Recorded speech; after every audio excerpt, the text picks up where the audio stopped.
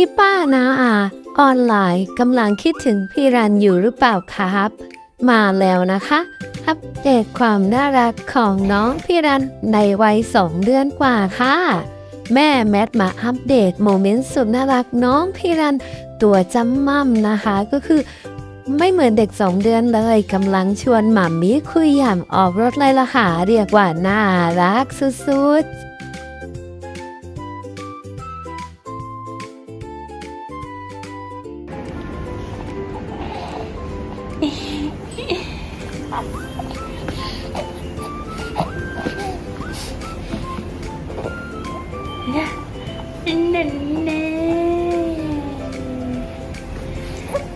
แม่